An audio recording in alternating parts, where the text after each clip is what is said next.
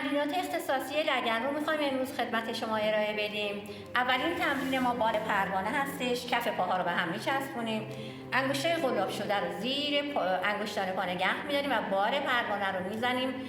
تمرین دوم ما که باز اختصاص داره به لگن، با کمک دست‌ها پاها رو میاریم به هم میرسونیم و آروم باز میکنیم. برای اینکه تصور نکنیم که حتما باید زانوهای شما به زمین برسد، از یک شی استفاده میکنیم که دامنه حرکتی ما رو کنترل بکنه.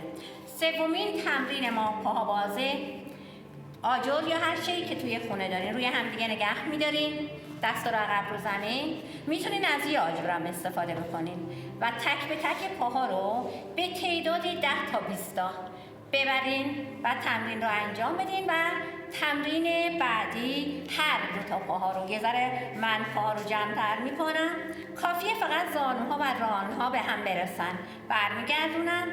فوق‌العاده تاثیرگذاره هم برای حفظ سلامت اندام‌های داخلی لگن و هم درمانگری